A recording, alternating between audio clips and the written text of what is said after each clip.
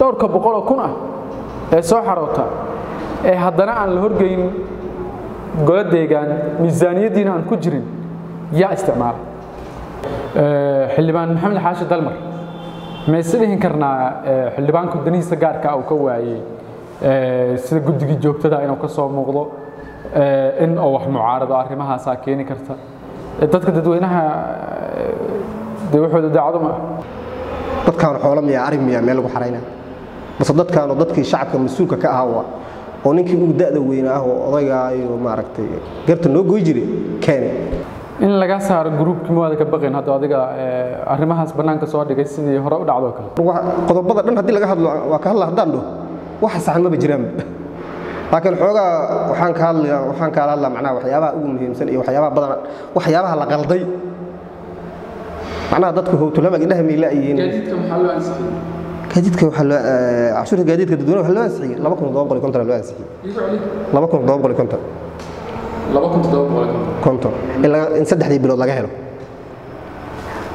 anna aan ogahay inay beento kadaab ay tahay oo markaan xisaabiyo 2750 waxa u qaybisaa 9 maalin u qaybi $30 maalintii maalin aniga baaritaan aan sameeyay iyo maaragtay deegaankan macnaha cilmi baaris aan ku ogahay iyo hatta bogaaga aan ka qoro waxa kamid ah dhaqaalaha deegaanka xogaa markaad maaragtay mas'uuliyad shacab aad u qaado waa in mas'uuliyadii aad u qaado waa inaad ka soo dhalaashaa qofku uu hooseeyo qofku uu sareeyo u qaado oo deegaankan u dhashay ama ka dhashay aad u qaado ama qurbaha joogo ama wadanka joogo ama wadamo kale oo Afrikaan ha joogo kulleyba way marka maalintii adiga maxaa marka baaritaan sameeyo ogaatay inay ka soo xarooto gaadiid Gurceel waa deegaan qurux badan deegaanada hoos yimaada iyo dadka u soo maaragtay baabuleyshka yimaada iyo dadka maaragtay ribaadiyaha yimaada iyo magaalooyinka maaragtay ka soo adeeg doonta anigu waxaan ku qiyaasay gaadiidka 50 baabuur ay ugu yar tahay 70 ay ugu badan tahay macnaha average minimum iyo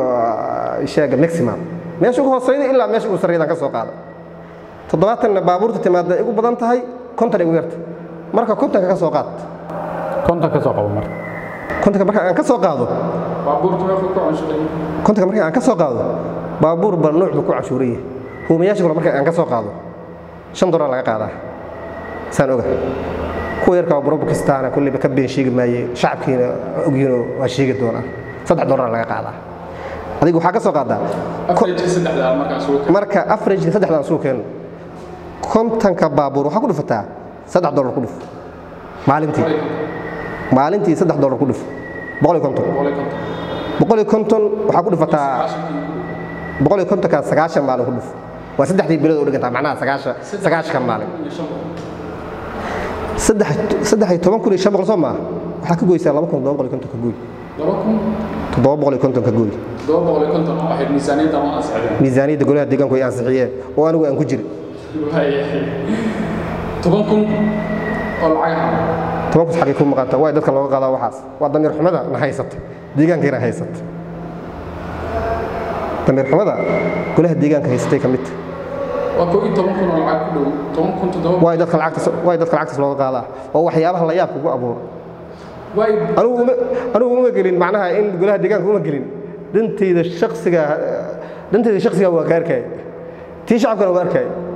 danteyda shakhsiga waxaan ka doortay danta guud aan ka doortay danta guud waxaan u arkay danteeda shakhsiga inay ku dhex jirto way lacag intaas ka badan dadka looga qaadaa lacagtaas xagee aadaa hatta golaha deegaanka waxa taa qaarkood gacanta waxa u taagan hebelba waa taagay balanda taag waayahay taa xildhibaanadu waa mahadsan yihiin golaha deegaanka in badan waa mahadsan yihiin marka aan ku dheeraan waayahay ajenda kale oo aan soo qaban karno ama meel kale oo aad ka duri karto miyaa jirto mise wali waxaan ku soconaa kulleyba ajenda ku soo xasuustay golaha deegaanku wax ajenda oo la isku yeero oo loo sii sheego ma jiraan bartoor sidee walaha mawduuc marka laga doodo ama miisaaniyada kale la ansixinaa ama xirasad la ansixinaa ama waxyaabo laga hadlaa golaha deegaanku wuxuu leeyahay xiriir maaragtay social media sida wasiirka kale uu leeyahay golaha deegaan ama baarlamaan hadla ama koox isku timaaday text message waa in loo diraa nin waxyaabahaas laga hadlaa barnaamijyadaas noo taagan qodobadaas aan ka hadlaynaa ama miisaaniyadan aan sixinaynaa saacad ilaa imaada xataa ma jirto qofkii 4 saac macnaha muddada guddoonka uu rabaa inuu qabto shirkii qof kastaba maaragtay inta la dhigo meesha warqada la leeyahay bal 4 saac hal saac bacay isku ana keena dadkaan xoolo miya xataa baarlamaanka markii aan geeyey waa ka dooda waxaan dhahnay ajenda la'aan in ba golaha deegaanka la isugu yeero ayadaaba sharci darraab ah dadkaan xoolo miya arrin miya meel lagu xaraynaa bas dadkii shacabka mas'uulka ka ahaa oo ninkii ugu da'da weynaa oo odayga iyo maaragtay garta noo gooy jiray keen oo hooyada ka mas'uulka ah taagta dar oo cunuga yarka ah oo masaakiinka oo agoonka ka mas'uul oo deriskiisa ka mas'uul oo deegaanka ka mas'uul oo gurceel oo dhan mas'uuliyadda u qaaday macnaha waxa lagu soo koobay saacad hal saac ka bacdi hala soo xaadir wixii rabana laga ansaxsado guud ahaan marka waxaaba miisaaniyaddii iyo waxaaba iyo shaqadii intaan la qaban ajandihii golaha iyo wixii dhamaa iyo maamuuska iyo shaqadii wixii dhamaa qaldan adaamsan wax toosan ma wajiro hadda 8 bilood aan dhisannay hal kulan oo golaha deegaan ay qabsadeen oo dhammaystiran ma jiraba golaha deegaanka waxa loogu talagalay 3 biloodba gudahood 20 bari inay kal fadhi toosa isku xig inay fariistaan kana arrinsadaan deegaanka waxyaabaha laga qaban karo iyo waxyaabaha loo qaban karo dadka aqoon-yahanada oo deegaanka nool ah sida xeer hoosaadku iyo maaragtay sida uu qoraa sharciga xeer lambar 4 ugu golaha deegaanka uu qoraa dadka aqoon-yahanada ku xeel leer degmada aqoon buuxan inay ka soo qayb galaan dadweynaha iyo dadka caqliga u saaxiibkana ka soo qayb gali karaan arrintana oo macnaha open oo noqdo laakiin golaha deegaan oo dadka aqoonta laga raacdayna hadday waxa taa ku soo biiraan waxa taa leeyahay ninkan waa walayahaba oo qofka maaragtay sida xaqa oo hal u walay qofka ayaga ay ku ganacsiino baadil ku maaragtay gacanta ku siinaana oo u fiyow horta golo noocaas ah macnaha ay sheega ku xareysanaa marka shacabka waxa uu baaqaa kulleeyba iyo golaha saaxiibada golaha deegaanka kulleeyba qofku mar uu waxbu qaldaa laakiin waa ka soo noqon karaa muddo 3 bilood ma dheera ka soo kale waa laga soo noqon karaa haddii la gaarana waa ka noqon karaa in lagu sheekayso mustaqbalka lagu dhahanayo deegaankiina aad joogay deegaankan bilicdeeda inaan kor u soo qaadnaa rabnaa marabno inaan sii aasmo oo sii caburno xildhibaan maxamed xaashi dalmar ma islihin karnaa xildhibaanku danihiisa gaarka uu ka waayay sida guddiga joogtada inuu ka soo muuqdo in oo wax mucaarado arrimahaas keeni karta dadka dadweynaha wuxuu daacado ma kulliba golo joogtaa iyo xil qabto waxa ka wanaagsan shacabkaaga oo u heelido oo xaq aad ka hadasho حتى dadku gacantaagan xataa waxa sababi kara danta shacabka ka hadasha in xil aarabto xataa lagu diido waa dhacda xataa mar qaarkood marka anigu waxaan doortay dadkayga shacabka iyo runta magaalada ka jirta iyo dhaliilaha magaalada ka jira iyo dhibaatada lagu hayo inaan ka hadlo intaas markaan soo galayay ilaa haddeeran taaganahay waa ka hadlay qofna ma ka xishooy ninkii xil ku raasaayo macnaha ay sheeg guddoonka soo rubo ha ku soo qaatay wararka noocaas oo gacanta u taaga in laga saaro groupkii maada ka baqeen hadda adiga arrimahaas banaanka soo dhigay sidii hore u dhacdo kale ma group anu waxa group la yiraahdo xil uma hayo anigu dad shacabaan xil u haya ee waxa group la yiraahdo oo aan xil u hayo lama jirtaba maxamed xaashi dalmar remove tamay ka dhacda